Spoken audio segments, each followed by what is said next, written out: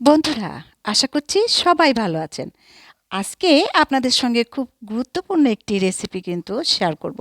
সেটা হচ্ছে আমরা অনেক সময় নারকেল কিন্তু নষ্ট হয়ে যায় রেখে দিলে। সেই নারকেলকে বিভিন্নভাবে কিন্তু আমরা সংরক্ষণ করতে পারবো। কিছু টিপস এবং সংরক্ষণ পদ্ধতিগুলো আপনাদের সঙ্গে আজকে শেয়ার করছি। দেখুন আমি নারকেলগুলো অনেকগুলো নারকেল আমাকে একজন গিফট করেছিল। তো সেই গিফট আমি এর আগে বলেছিলাম আমার একটা ছেলে। তো সেই গিফটের নারকেলগুলো আমি সময় পাইনি। এখন আমার বন্ধ চলছে, তাই আমি আজকে কিছু নারকেল ভেঙে আমার ড্রাইভার ভেঙে সুন্দর করে ছিলে রেখে গিয়েছিল, তাই আমি আজকে সেগুলো কোরানোর চেষ্টা করছি। তো দেখুন বন্ধুরা, আমি এইভাবে যদি স্মার্ট কোরানি থাকে তাহলে একসঙ্গে কিন্তু ৪-৫টা নারকেল আপনি এভাবে কুড়িয়ে নিতে পারেন। তো কুড়িয়ে নেওয়ার পরে আপনি এরকম ছোট ছোট ব্যাগে অল্প অল্প করে প্রয়োজন অনুযায়ী আপনি বের করতে পারবেন। এমন করে কিন্তু ডিপ ফ্রিজে রেখে পরে যখন বরফ হয়ে যাবে তখন একটা বড় ব্যাগে কিন্তু আপনারা এভাবে রাখতে পারেন।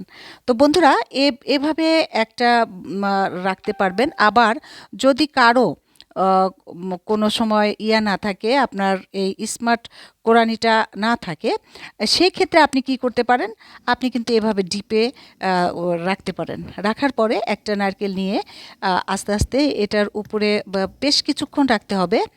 রাখার পরে আপনি কিন্তু ওটাকে চাপ দিলেই আস্তে উপর থেকে সেই আইচাটা ভেঙে যাবে।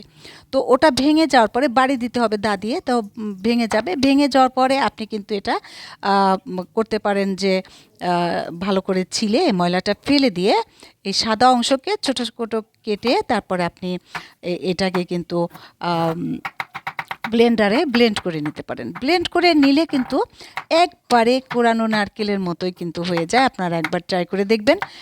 আরও একটা পদ্ধতি আপনাদের জানিয়ে দিচ্ছি, সেটা এই একটা নারকেল আমি কিন্তু শুকিয়ে রাখবো। সবসময় ভেজা নারকেলটা কিন্তু রাখা যায়, আমাদের শুকনো নারকেল কিন্তু অনেক রেসিপিতে প্রয়োজন হয়ে পড়ে এবং শুকনো নারকেলটা কিন্তু বেশি দিন রাখা যায়। তো আমি এটাকে একটা প্যানে করে আস্তে বা কম হিট দিয়ে মাঝারি আঁচে ভালো করে আমি আস্তে আস্তে নেড়ে নেড়ে এটাকে কিন্তু শুকিয়ে নিয়েছি। তো শুকিয়ে নেওয়ার পরে আপনারা এভাবে কিন্তু একটা বয়মে করে রেখে দিতে পারেন। বন্ধুরা, এই যে শুকনো নারকেলটা, এটা কিন্তু বেশ অনেক দিন থাকবে। আপনি ১ বছর রাখলেও কিন্তু সমস্যা হবে না যদি একটু ফ্রিজে রাখেন। বাইরেও কিন্তু ২-১ মাস থেকে যাবে, কোনো ব্যাপারই না।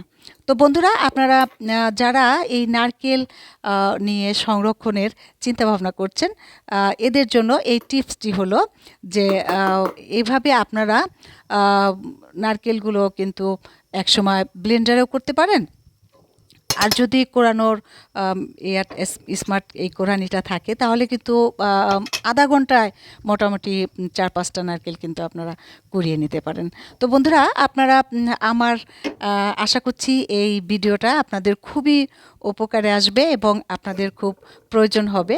দেখুন একবারে ঝরঝরে হয়ে যায় কিন্তু এই শুকনো নারকেলটা, এবং এটা কিন্তু আপনারা যে কোনো জিনিসে ব্যবহার করতে পারবেন। আবার ইচ্ছে করলেও কিন্তু এটা শুকনো যে আমাদের উপকরণের লাগে সেটাতে ইউজ করতে পারেন। তো ভালো থাকবেন বন্ধুরা, আমার সাথেই থাকবেন। আল্লাহ হাফেজ।